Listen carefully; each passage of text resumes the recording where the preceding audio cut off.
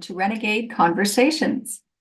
My guest today is passionate about the role that music can play throughout our lives. She's interested in something she calls midlife musicking, for women in particular. I can't wait to hear more about this. My name is Meryl Cook. I'm an artist, a renegade, and the host and creator of Renegade Conversations. My mission is to provide thought-provoking, fearless, and fun discussions with remarkable women who are shaking things up in their respective fields. My hope is to make you question the norms and ignite your own renegade spirit. This episode of Renegade Conversations is sponsored by Creating Space, my free weekly sketching, writing, creativity program. If you'd like to make time for self-care and would like some support in using journaling and sketching for opening up creativity, consider signing up for Creating Space. Each week, I will send you a writing sketching prompt, and you can share your response to the prompt with me directly. If you need more and would like some individual time with me, there are options to book a one-to-one consultation with me. My next guest is Cynthia Kinnunen. Passionate about the role that music can play throughout our lives, Cynthia encourages everyone to explore music, regardless of their age or ability. Based in southwestern Ontario, she's a music educator and community musician, offering engaging instruction and support to students of all ages. With a focus on adult learners, including piano and ukulele lessons, classes, workshops, and community events and programs, most notably the Royal City Ukulele Ensemble Program, now in its 10th season in 2023-24. Cynthia is also presently pursuing her PhD in music with a community music concentration, with research interests in midlife musicking, women in particular, social music making, and musical identity. Last, but most definitely not least, Cynthia is a mother of three, one of her most favorite and challenging renegade roles. So welcome, Cynthia. Cynthia, you and I met through a mutual friend, Shelley Truman, at a ukulele ceilidh in Liverpool, Nova Scotia, last fall, I think. And not only were you one of the workshop leaders, but you were also performing at the gala on the Saturday night. And I must admit to being a little bit starstruck by your voice and also your presence as a performer. So thanks so much for agreeing to hop on Zoom to have this conversation with me. Happy to. Thank you. Yeah, you're welcome. You're welcome. So Cynthia, what does being a renegade mean to you? Yeah, it's funny. I don't really think of myself as much of as a renegade, but I certainly have thought of myself as being someone who's a bit of an outlier. So have always kind of come to into my days thinking about things, maybe that are a little bit quirky or a little, and not just embracing the mainstream sort of trends or things like that. I have embraced my inner quirk for a long time and maybe chosen, paths that might be a little bit of unusual sort of along the way. So that's kind of how I've seen myself sort of maybe challenging a bit of an expected narrative, maybe for a life. Nice. So a renegade, in your opinion, one of the ways that you fit it is by being a little quirky and by being a little bit outside of the standard or the norm. Just not falling into that expectation, and just being what feels right to you, being your honest self. Awesome. That's lovely. And have you always been this way? Have you always been a bit of a renegade, or is that something that's more recent? Maybe in some ways, I think, but I think being an only child, you sort of develop your own sort of strange little personality that you get to be. So perhaps in that way, I kind of always have been a little bit, but I don't know. I think I've become more comfortable with that kind of thinking later in my life. So And what sort of drove that change, do you think, later in your life? What's behind that? It's I think just, well, having music come back into my life was a really big thing for me. And so that really kind of reminded me of the things that really felt good in my soul and honest and true to me, and sort of learning to kind of find ways of bringing that back into my life felt a little more like I was embracing, like, well, okay, maybe I don't have to follow this, sort of trajectory of what success or achievement looks like, and I can just find something that I feel really strongly and passionately about, and that could be a creative endeavor, and how can I make that work? And so finding sort of ways to make that work, and that feels much more honest and true to who I am now. So yeah, I would say like the last decade and a half kind of. And so how old were you then when music came back into your life? Well, and I would say that it was when ukulele came into my life, back into my life. So that would have been in my late 30s. Nice. So yeah, and so the last more than a decade has been just a really beautiful and fascinating journey into a space I would have not seen myself in earlier years. So that's wonderful. I think that's one of the really amazing things about midlife and beyond is that kind of freedom to really embrace our passions, right? And to figure out who do we really want to be now that we've kind of done all the standard things. So yeah, that's wonderful. That's wonderful. Absolutely. So what impact has being a renegade had on your life and your career? So for example, what kind of opportunities or challenges has it presented? Well, I think about the fact that I take interest in a lot of things. A lot of things spark for me, and so some of that challenge has, I think, over my life has manifested in ways that I don't like to stick with the same thing for too long, because I like to kind of continue to think and grow and emerge, and so. So, it's so that's certainly been a challenge, but it's also been an opportunity, because it has sort of driven me into these different areas of exploration. So I think that, that's it's had an impact in the beginning, where I felt really kind of maybe uncomfortable with the label of, I don't like the term generalist, or, like there's ways that people try and classify you when you aren't just pursuing a straight path or a direct sort of interest. But now I've really, over my life, I've really seen, and now especially in midlife, seen the benefit of having all of these different kinds of experiences, and how they do work together to create, the person that you become and evolve into. So I think that there's opportunity embracing, and that for me, that was a piece of the journey of sort of being that bit of a renegade and not following trajectory. So I think it's kind of made me think a bit more broadly about a lot of things, or maybe come to things with a different lens, than I might normally. Nice. Yeah. And I think that, when you are into a whole lot of different things, like you and I both are, it makes it a little challenging to tell people what you do, doesn't it? Yes. I mean, hyphen, right? I went to a networking event last night, a wonderful event, actually. And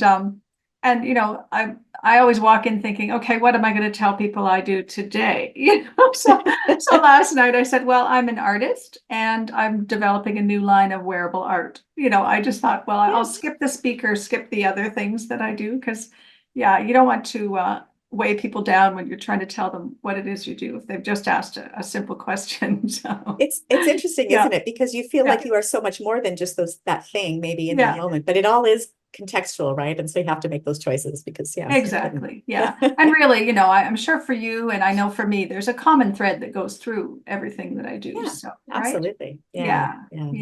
That's wonderful. Thank you so much. So Cynthia, this is kind of a funny question, but did you bring a drink today to share? Did. I've been sipping away at it here. I've got I'm drinking, actually, I'll tell you about the mug first, because it's a special one. I'm a fan of pottery, artistic pottery making, and there's a lot of beautiful makers around this area in Southern Ontario too. But I'd really fallen in love with this particular, it's called Blackbird pottery.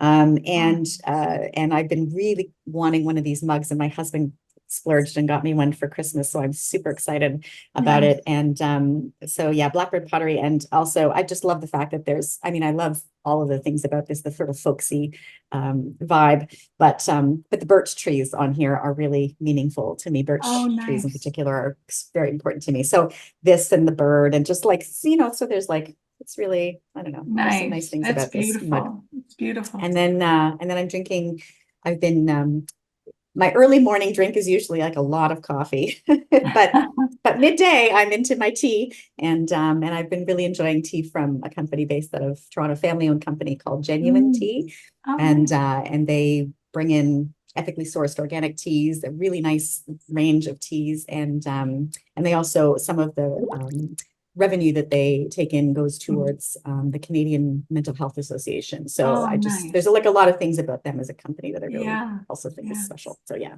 And what flavor of tea are you having today? It What's is, the variety? it's kind of basic. It's cream of Earl Grey. Oh, So nice. nothing too out there, Yeah, fairly yeah. standard. Oh, lovely. Good. Well, we'll be sure to put the links for the mug and the tea company in the show notes so that people can source it. So thank you for sharing that. Yeah. So Cynthia, another kind of a quirky question is, what kind of a kid were you in grade 5? It's funny to think back. And I was thinking back about that time period actually, because I had been moving a lot. I had been at a different school every year up until grade 5. And grade 5 was kind of the first year where I felt like I really started to kind of find a little bit of grounding, kind of got a bit settled. So that had a big impact on me. I was really embracing sort of being in school, and I loved to learn, and I was getting really enjoying my creative endeavors at that time, and writing and music making and dance and all the things that I was getting involved in. And that was also the year that I was first introduced to ukulele. My teacher brought in ukuleles into the classroom that year. And so it was kind of a turning point year in a lot of ways, I feel like that. And so I really kind of feel like I started to come into my own as like, oh, okay, I can see how I can put some of these things together. So yeah, I think that was a pretty good year actually. Nice. Oh, that's Yeah. wonderful. And so the ukulele has been in your life for a long time, but was there a time when it dropped out of your life or? Yeah, Mhm. yeah.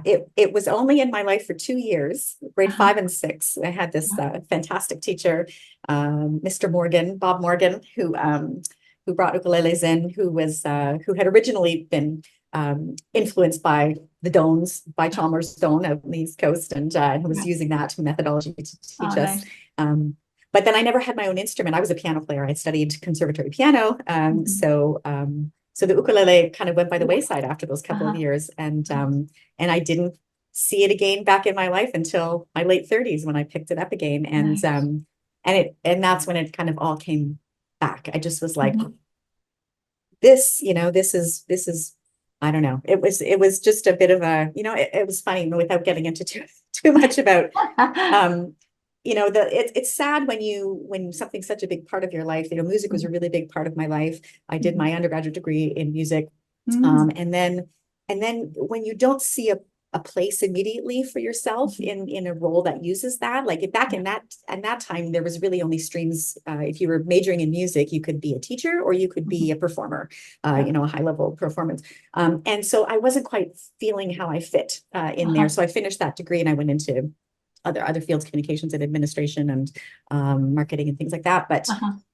But yeah, it wasn't until the ukulele came back into my life that I saw music in a new light, and much Mm. more as an accessible way of sort of connecting and growing and having a creative Yes. outlet that way. So that's what I kind of, yeah, really was, again, that turning point later in my life. So this ukulele came into my life actually at two really, really important points, I think, Yeah, it when I sounds think like about it it. that That's way. wonderful. Yeah. I started to play the ukulele just before the pandemic, so like in my Mm, 60s, and I'd never played nice. an instrument ever in my life, ever. And I just find it so accessible. Like I'm not super proficient, but I can play enough to jam along in a group and have fun. And yeah, it's been transformative for me also. So yeah, that's Beautiful. wonderful. Beautiful. Okay, so you not only direct community groups and you're passionate about bringing music to everyone, as you say, you're also doing a PhD in music with a concentration in community music. I'm really interested in your research interests in what you call midlife musicking and women in particular, and also social music making and musical identity. Can you tell us a bit more about the term musicking and also musicking and midlife women? I'm really interested in Mm, that. yeah, I the term musicking actually, I mean, there's a couple of different ways it's been used Mhm. over the years. And I really draw from a particular version of it that came out in a gentleman named Christopher Small, who wrote about musicking as a way of thinking about making music, but all of the components that kind of surround that. It's not just about the act of physically making music. It is all of the other activity and the involvements that people might have in an experience of music making and or musicking, being around music and all these things. And I kind of really liked that that way of thinking about it and thinking about it as a like verbing. You know, there's all this tendency to verb words now, and so I do that all the time now. I'm like ensembling and verbing and musicking, and because I just feel like there's this active nature of it, and I like that a lot. And then when I was getting into sort of diving into my research work initially, and it's still sort of in this first year, sort of evolving, but it kind of came out of my master's work too. I went back and did a master's in community music a few years ago, and this is where this all kind of really came out of for me. But thinking about my own experience of coming back to music, you know, later in life, and what that brought to me and what that opened up for me, and then seeing how much I had started teaching classes and kind of running classes at the pub and doing some fun things with the ukulele in the community. And I was just seeing this really beautiful thing bubbling up with people across a whole bunch of ages and, you know, genders, everything.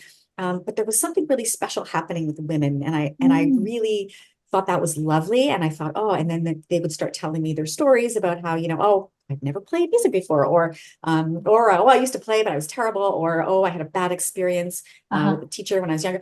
And then they came back to it with these sort of fresh eyes and more self-acceptance, and then this accessible instrument. So I was really curious about what was happening. And then, of course, people wanted more. So I created this Royal City Ukulele Ensemble, which is now in its 10th year. It's our 10th season this year as an ensemble, which is so great. So this little, you know, ukulele orchestra we've got, and it's been so beautiful to see how, I mean, everybody that's involved, but particularly women working through this, like, who am I now, you know, and midlife and beyond, sort of like, you know, maybe children who've left home, or maybe you change careers or something's happened, and there's these different shifts that happen, right? And you have to sort of figure yourself out again, like, where am I now and who am I now?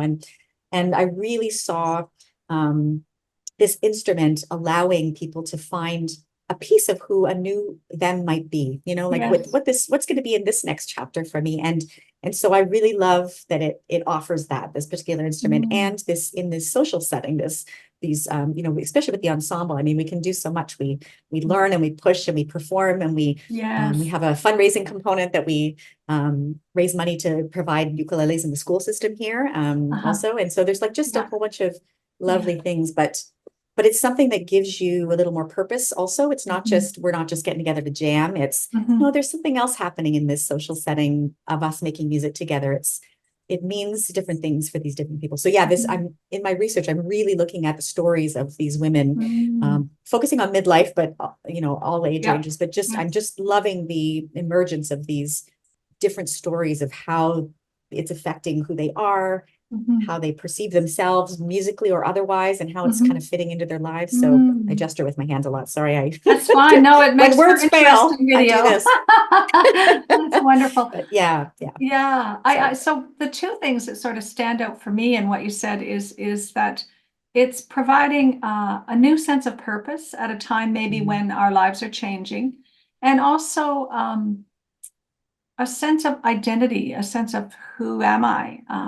Two of the women I know who've been in your Royal City are Shelley, who misses it terribly because she moved back to the East Coast to be near us. We miss her. And also Elspeth. And I think Elspeth was less of a musician before she started, and she has totally transformed. And you know, even on holidays, she takes her ukulele and practices, you know, which is and that's not I don't pressure her to do that. No, I know. And so it's really given her this huge sense of purpose at a time when I believe she started it around the time that she was retiring from teaching for many years.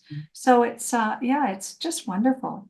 Well, I look forward to hearing more about your research as you get further into it. It's really exciting.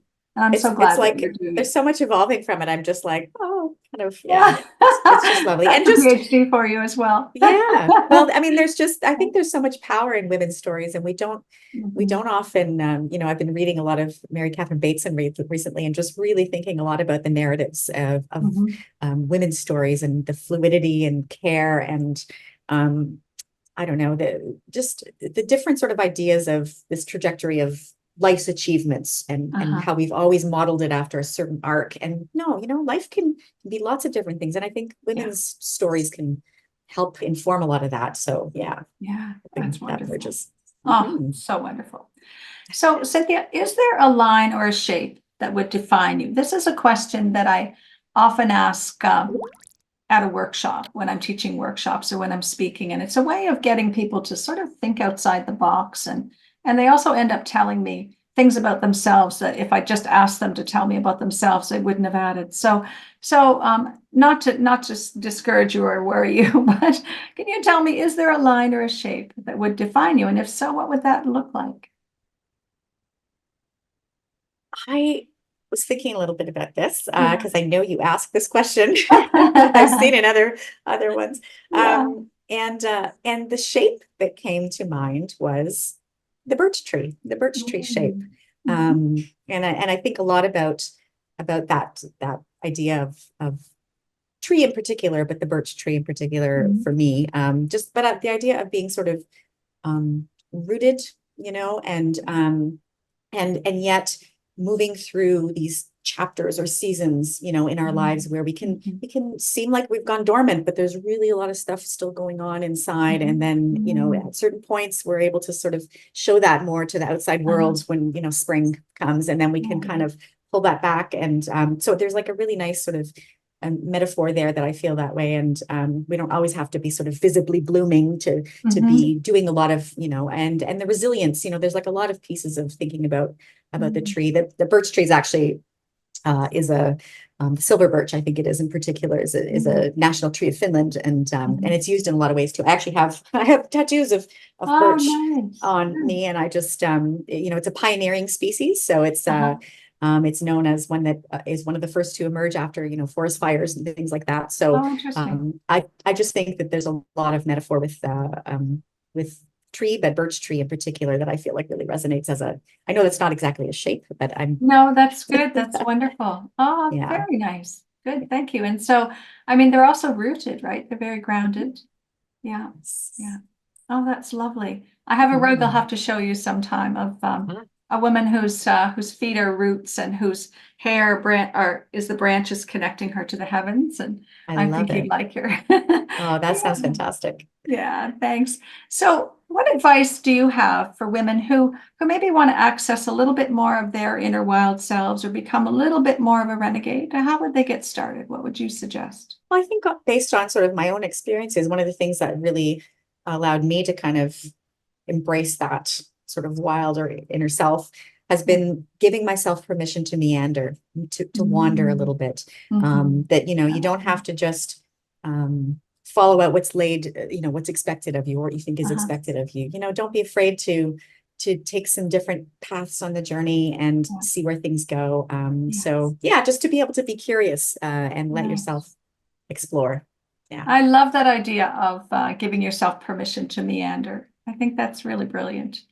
So nice. So nice. Thank you. I think that's wonderful advice. What I love about doing these renegade conversations is that, first of all, the answers to what shape are you are always different with everybody. So it's so interesting. And I think the advice is also different from basically everyone that I've interviewed so far. So it's kind of this wonderful compilation of what wise women advice, which is lovely. So, Cynthia, Fantastic. do you have a question for me? Do. So Okay. thinking about sort of creative journeys, Mhm. in our lives, I'm interested in hearing from you about how the creative process has maybe changed or evolved over time in Mhm. your life, Mhm. maybe through different chapters, or like how now you sort of feel like the process of creative work or maker work or Mhm. things like Mhm. that. How does that feel for you now compared to maybe how you might have thought Yeah, about that in that's the a past? great question. So I think I've always been a maker. I grew up in a home where my mom was always making things, and so I was always making. And over the years, I tried a lot of different things, and then I started rug hooking about 16 years ago, I guess. And I would hook things that inspired me. I was very inspired by color and things like that. But things really shifted when I had a health crisis in 2015. I had breast cancer and decided to close my practice as a homeopath and basically just figure out what I wanted to do. So I gave myself permission, as you say, to meander or to just pause and hold space for myself while I figured it out. And now my creative process has really shifted towards being more an expression of my inner self, as opposed to in the past would have been I would make things because they were fun to make or because I love the color or something had inspired me. But this more is about expressing myself, finding joy, finding what are my next steps. So it's really my creative process is how I work out my whole life now. And it begins with my journal. So Yeah.